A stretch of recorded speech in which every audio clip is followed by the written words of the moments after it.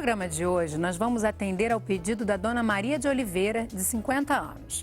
Ela mora em Nova Friburgo, no Rio de Janeiro, e eu vou ler um trechinho da carta dela para vocês. Olá, gostaria que fizessem uma pauta sobre esclerose sistêmica. Eu tenho a doença com algumas complicações. Sinto dores todos os dias por todo o corpo. É uma doença que ninguém conhece. Por isso, muitas das vezes, acham que exageramos. A esclerose sistêmica que a dona Maria tem é um dos tipos de esclerodermia, uma doença autoimune que pode gerar uma série de consequências e limitações, mas que tem tratamento. É o que você vai ver no Ligado em Saúde, que já está começando.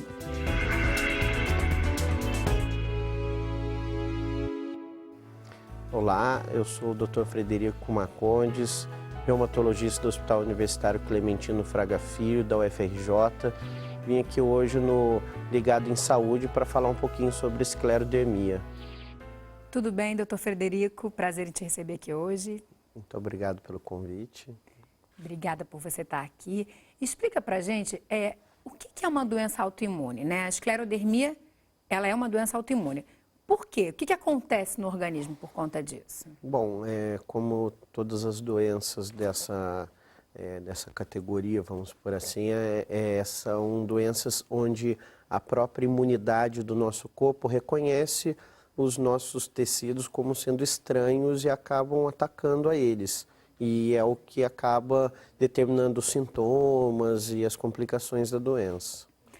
E ela é uma doença pouco frequente na população de forma geral, né? A esclerodermia, a gente vê muito pouco mesmo, só os ambulatórios de reumatologia nas universidades e tudo, mas acabam concentrando o maior número dos casos, mas é uma doença que não é muito frequente no dia a dia do consultório do reumatologista. E o que acontece? Por que ela é tão grave, provoca tantas dores, né, como a gente viu ali na carta da nossa espectadora? Quais são os sintomas? Certo. A esclerodermia ela se caracteriza por um enrijecimento da pele. Isso acontece pelo depósito de uma proteína chamada colágeno, que é o que caracteriza o distúrbio da doença. E esse colágeno ele se deposita em todos os tecidos, não só na pele, na forma sistêmica, né? Vamos falar um pouco melhor sobre isso, mas na forma sistêmica, não só na pele, como em alguns dos órgãos internos, né? Em casos como a esclerodermia mais restrita à pele, que é mais comum em criança, ela pode não só fazer esse depósito na pele, como também na musculatura e até nos ossos. Aí sim é o que daria a gravidade da doença no caso da localizada. E da sistêmica seria esse depósito nos órgãos, né? Pulmão, coração, no esôfago, no trato gastrointestinal no geral, né? Então, a gente tem aí, você já trouxe dois tipos principais, Exato, né, da doença. A sistêmica, que é a nossa espectadora, é a que ela tem, é o tipo que ela tem. Então, afeta os órgãos? Então, assim, como que a gente divide, então, a esclerodermia? A gente divide numa forma localizada, ou seja, localizada a pele, tendo duas formas aí, a morféia, que são lesões que são mais ovaladas, podem estar mais disseminadas no corpo, e a linear, que ela costuma pegar mais assim a face, os membros, e são lesões que são mais, como o nome diz, mais lineares e que acabam sendo um pouco mais profundas, né? E ambas são mais comuns na criança. Com relação a esclerodermia na sua forma sistêmica, a gente ainda tem uma divisão em localizada e disseminada, né? Ambos acabam apresentando mais ou menos os mesmos acometimentos, mas em grau diferente, né? Então, a gente tem mais comumente acometido o pulmão, os rins, o coração, a pele, lógico, né, que é o que determina a doença, e sempre a parte pulmonar é que mais preocupa a gente. Por que a parte pulmonar? Porque ela gera uma fibrose e a maior parte desses pacientes acabam morrendo um dia por conta do problema pulmonar. O problema cardíaco acaba ocorrendo mais à frente, com bastante tempo de doença. O trato gastrointestinal, principalmente o esôfago, também acometido, dando sintomas de refluxo, acidez, dificuldade para engolir, secura na boca. A parte renal, que a gente chama de crise renal, também é um quadro que é mais preocupante, porque pode levar a uma insuficiência renal, esse paciente posteriormente, de repente, tendo até que fazer uma diálise. Basicamente, esses são os sintomas assim que são mais importantes, vamos pôr, são os órgãos acometidos que geram mais importância. Não esquecendo nunca da pele, porque não só a gente tem esse endurecimento da pele, como também tem o acometimento dos vasos, principalmente os microvasos. E esse acometimento dos vasos, que leva até uma coisa chamada fenômeno de Raynaud, que geralmente é o primeiro sintoma da doença. Ela pode, por anos, acabar precedendo os outros sintomas, né? Ele é uma reação vascular, onde por uma resposta ao frio, às vezes até por um quadro emocional, alguns medicamentos, os vasos, principalmente extremidades como mão e pés, eles têm um espasmo, eles fecham. E no que eles fecham, eles podem, dependendo do grau desse fechamento, pode levar a uma isquemia.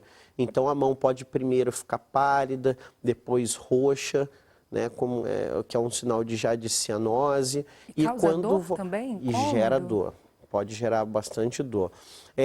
Esse depósito do colágeno, como eu falei anteriormente, na pele, na musculatura no geral, é o que gera a maior parte da dor nos pacientes. Então eles sentem dor de fato, pode sentir dor no corpo todo, principalmente nas articulações, principalmente nas extremidades, que ainda tem esse fenômeno de Raynaud associado, e acaba, de fato, deixando eles assim bem debilitados, com limitações para fazer suas coisas na vida, né? É uma doença extremamente grave, né, Frederico? Ela apesar de ser uma doença que tem uma evolução, no geral, lenta, ela, de fato, tem uma gravidade.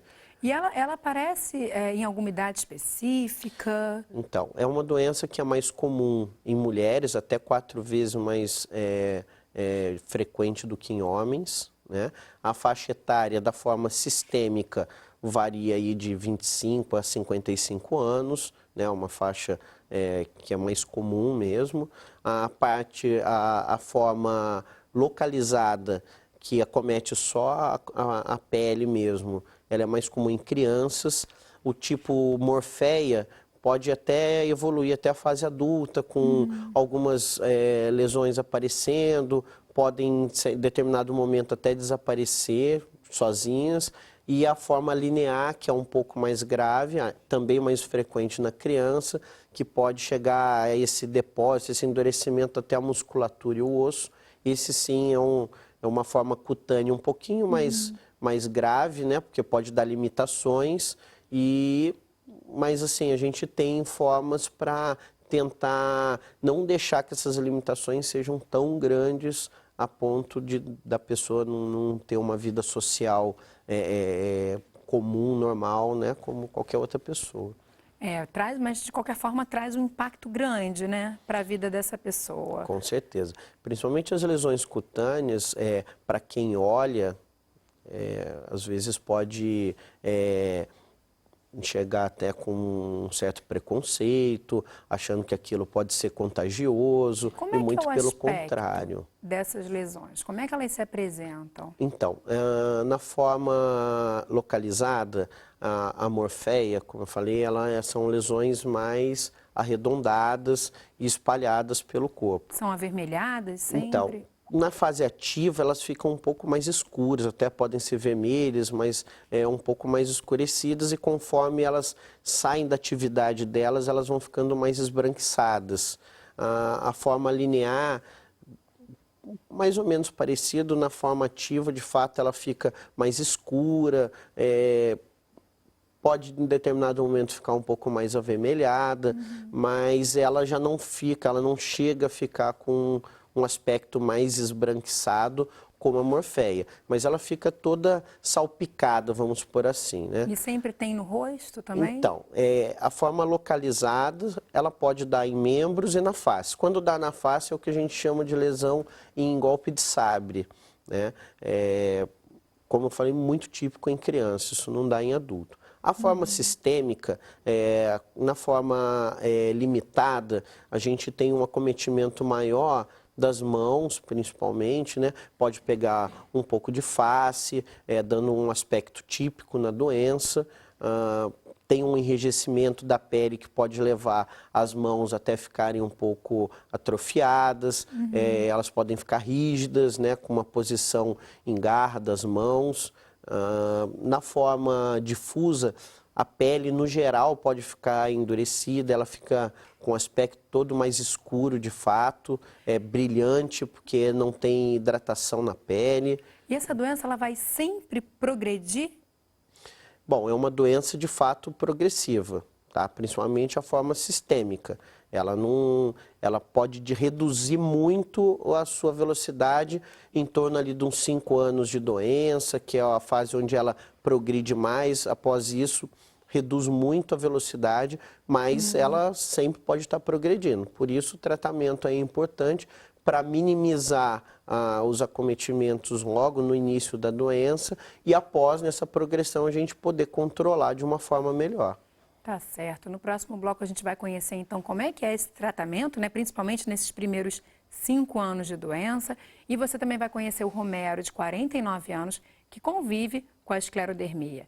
E o Dr. Frederico vai dar orientações também que podem auxiliar na melhoria da qualidade de vida de quem tem a doença.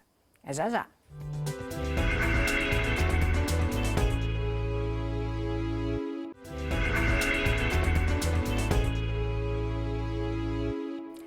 O Ligado em Saúde está de volta. Hoje estamos atendendo ao pedido da dona Maria de Oliveira, de 50 anos, que mora em Nova Friburgo e ela tem esclerodermia, que é uma doença pouco frequente, né? E ela gostaria que fosse mais conhecida pela população.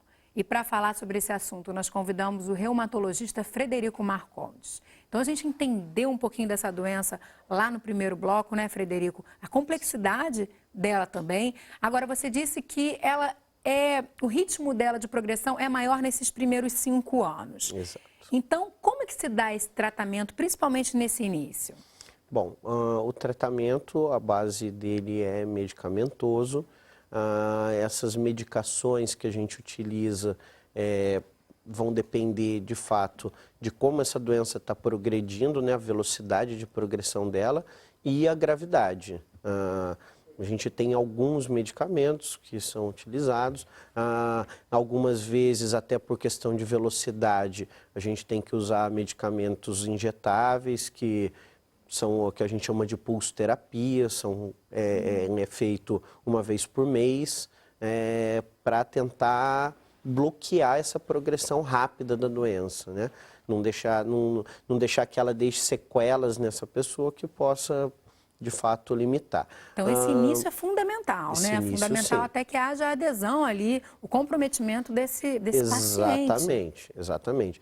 O fenômeno de Raynaud, que é essa reação vascular que ela é muito importante, a gente está tratando pelo risco de isquemia, até de amputação dos dedos que podem acontecer, é o que a gente tem que, assim, na primeira consulta já orientar esse paciente. Então, assim, evitar usar água fria, que pode dar essa reação vascular, estar sempre com as mãos aquecidas, se necessário usar luva, né? Às vezes até em temperaturas que não são baixas, mas temperaturas amenas, essa reação pode acontecer. Então, o uso da luva é importante, né?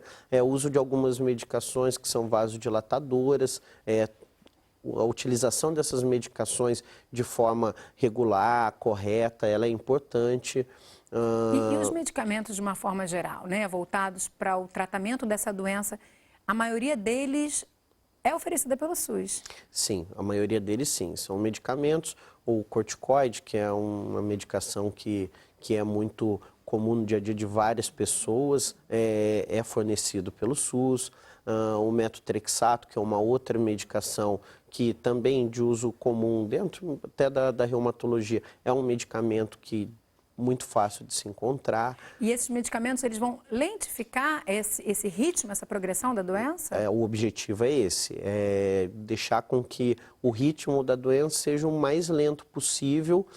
Como eu falei, esses 5 anos iniciais, que é quando a doença tem uma forma um pouco mais agressiva, a gente conseguindo lentificar ela o máximo possível, esse paciente vai ficar com o mínimo de sequela, vai ter o mínimo de acometimentos e a gente vai conseguir dar uma qualidade de vida para ele muito grande, com um prognóstico muito bom também. Então, esse é o principal objetivo, né, Frederico? Principal objetivo. A gente vai conhecer agora a história do Romero Batista. Ele tem 49 anos e em 2004 ele descobriu que tinha doença. Vamos ver?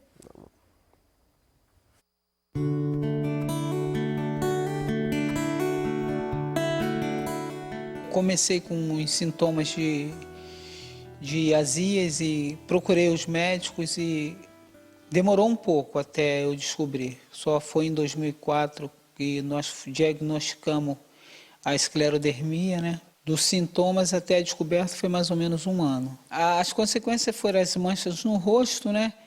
A deformidade que a minha mão ela é muito inchada e as polpas digitais que apareceram muitas feridas e a minha mobilidade, que eu ando hoje um pouco com mais dificuldade, devido à pele muito endurecida, né? Eu sentia muitas dores, né? Eu costumava falar para minha esposa que eu sentia dor no fio do cabelo, que doía muito, não tinha condições de dormir, que doía, virava para um lado, sentia dor, virava por outro, sentia dor.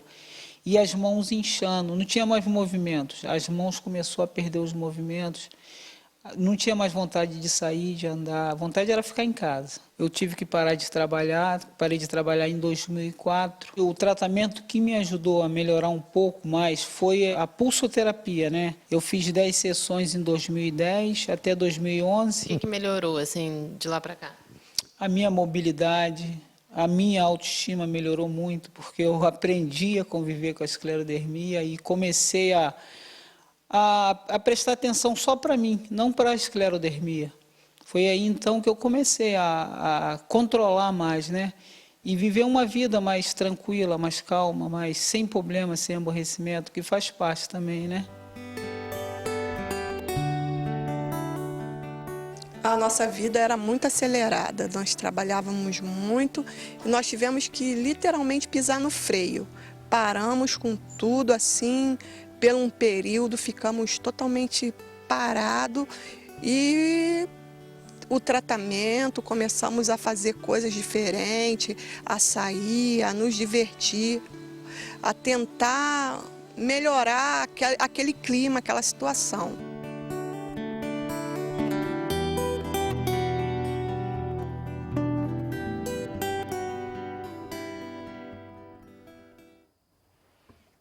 Quando ele fala ali que ele sentia dor, parece que até no fio do cabelo a gente entende um pouco do que deve ser esse sentimento, né, Frederico? Claro, claro. E que o que me chamou a atenção é que realmente é uma doença muito grave, que causa até deprime, causa um isolamento aí, mas que ele conseguiu dar uma virada.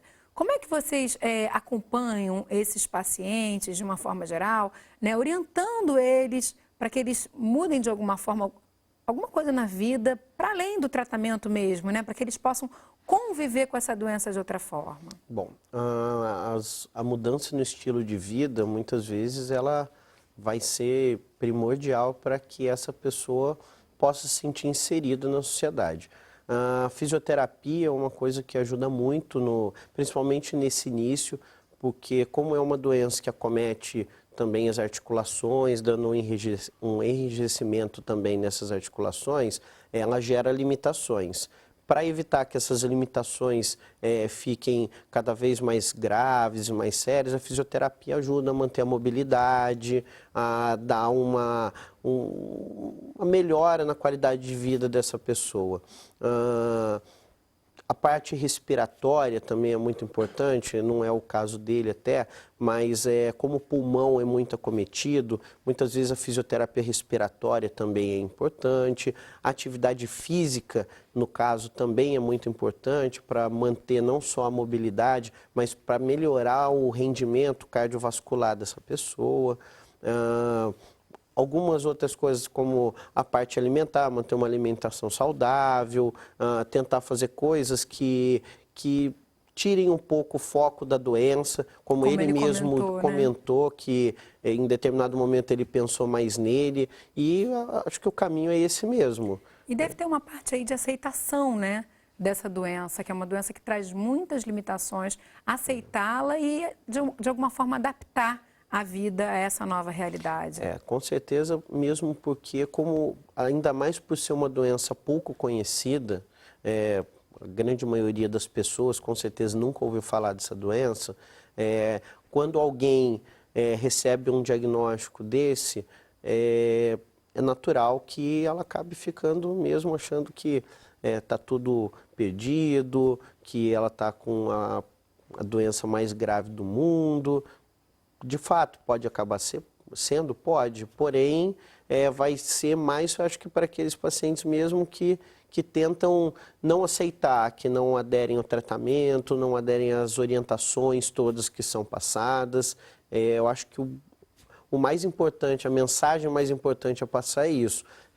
Uma doença que tem como a gente está tratando, tem como a gente amenizar muito os sintomas dela, e ela, de fato, mesmo sendo progressiva, essa progressão é muito lenta, então é possível a pessoa ter a sua vida completamente normal, viver como qualquer outra pessoa, independente de doença ou não. E me chamou a atenção o tempo que ele levou para saber do diagnóstico. Isso é comum? É comum porque sempre os pacientes procuram primeiro um clínico, muitas vezes vão ao dermatologista, muitas vezes elas, até por não quererem aceitar que possa ser algo mais sério, não procuram mais nenhum outro médico, e quando acabam indo já por conta de sintomas mais sérios, acaba sendo tarde. Isso pode demorar anos até, às vezes. O fenômeno de Raynaud, como eu falei, ele pode surgir assim, muitos e muitos anos antes do aparecimento dos sintomas principais da doença, como o endurecimento da pele e o acometimento dos órgãos internos. Então, esse diagnóstico pode ser realmente muito tardio mesmo. E no caso desse acometimento desses órgãos, há algumas práticas que possam ajudar para que esse paciente consiga descobrir o quanto antes que esse órgão está sendo já agredido também? Ele deve fazer exames frequentes ou tem sinais aí que possam apontar isso, sintomas? Sim, hoje em dia no mundo as pesquisas elas se voltam todas para tentar dar o diagnóstico mais precoce possível, né?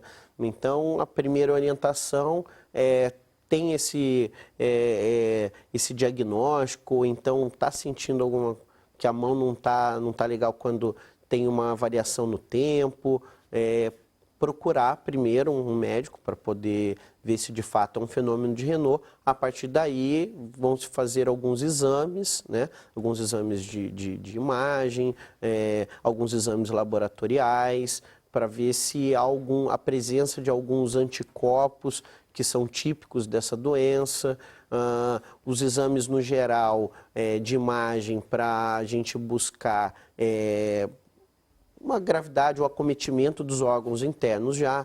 E esses exames devem sim ser feitos a partir do diagnóstico com uma certa frequência, porque é só assim que a gente vai prever a gravidade de alguns desses acometimentos, né? De como está essa evolução. Está evoluindo de forma pior, a gente tem que ser um pouquinho mais agressivo no tratamento. Está evoluindo de uma forma mais branda, vamos continuar. Então, a gente só consegue saber isso mesmo fazendo os exames rotineiramente, né?